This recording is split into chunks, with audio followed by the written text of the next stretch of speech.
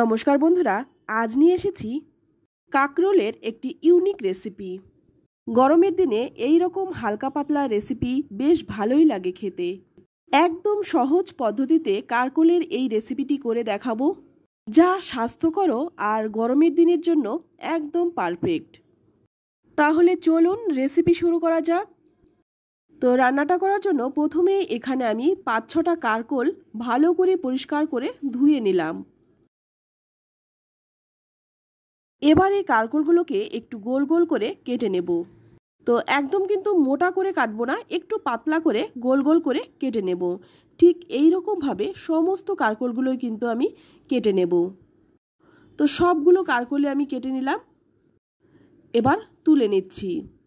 কাকরোলগুলো তো কাটার আগেই ভালোভাবে ধুয়ে নিয়েছিলাম, তাই কাটার পরে কিন্তু আর ধোবো না। তো বন্ধুরা, রেসিপিটি দেখে যদি আপনাদের ভালো লেগে থাকে অবশ্যই আমার চ্যানেলটিকে সাবস্ক্রাইব করবেন, পাশে থাকা বেল আইকনটিও দাবিয়ে দেবেন আর সকলের সাথে শেয়ার করে দেবেন, আর একটা লাইক করতে কিন্তু ভুলবেন না।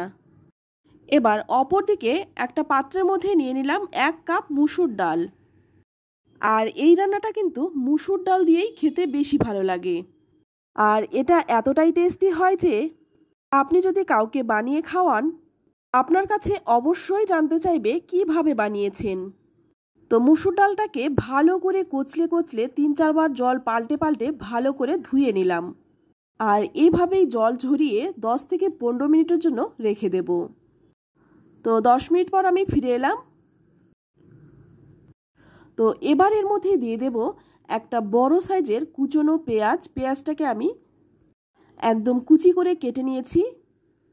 এবার এর মধ্যে দিয়ে দিচ্ছি সামান্য একটু হলুদ গুঁড়ো, দিয়ে দেব হাফ চামচের মতো লাল লঙ্কার গুঁড়ো, আর দিয়ে দিচ্ছি 1 চামচ আদা রসুন বাটা, দিয়ে দিচ্ছি পরিমাণ মতো লবণ।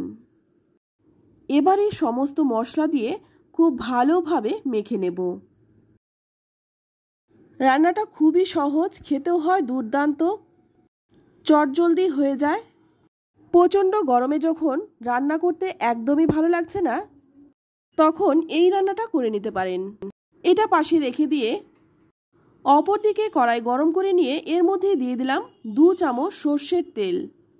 ফোড়নে দিয়ে দিচ্ছি 3টে শুকনো লঙ্কা, আর দিয়ে দিচ্ছি হাফ চামচ গোটা জিরে। ফোড়নটাকে 20 থেকে 25 সেকেন্ডের মতো একটু ভেজে নেব।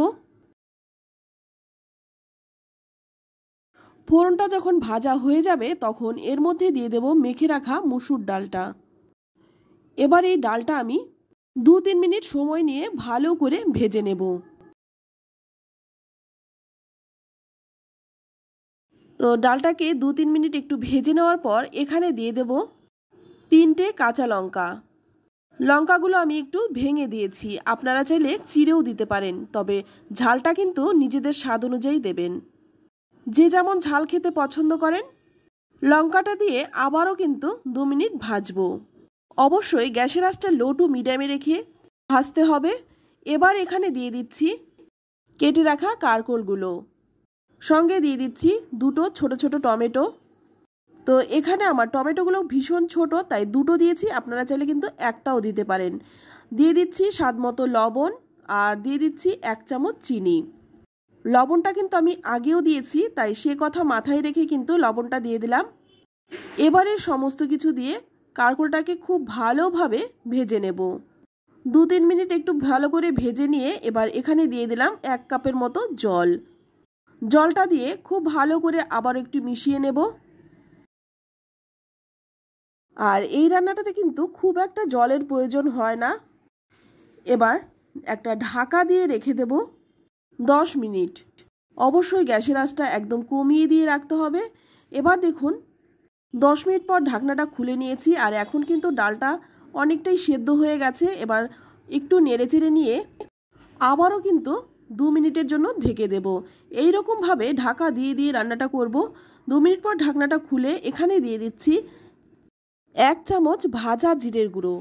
আর এখানে কিন্তু আমি ভাজা জিরের গুঁড়োটাই দিয়েছি, কারণ ভাজা জিরের গুঁড়োটার গন্ধটা কিন্তু বেশ ভালো লাগে এই রান্নাতে।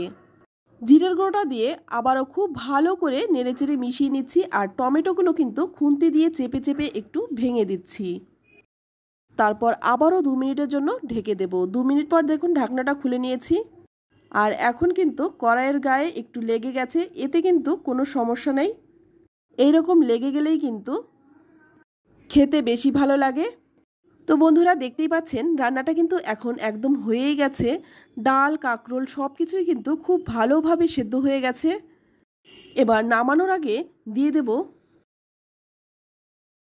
1 চামচ কাঁচা সর্ষের তেল,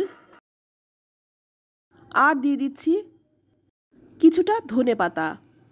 কাঁচা সর্ষের তেল আর এই ধনেপাতার গন্ধটা কিন্তু ভীষণই ভালো লাগে। তবে যদি আপনাদের হাতের কাছে ধনেপাতাটা না থাকে সেক্ষেত্রে কিন্তু নাও দিতে পারেন।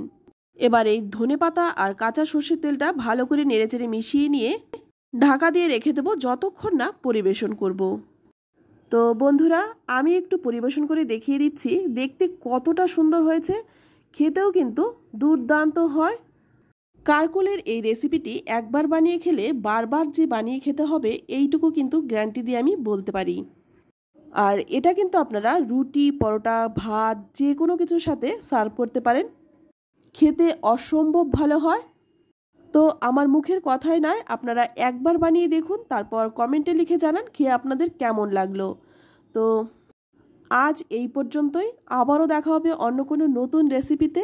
ততক্ষণ সকলে ভালো থাকবেন, সুস্থ থাকবেন, আর সকলকে ধন্যবাদ।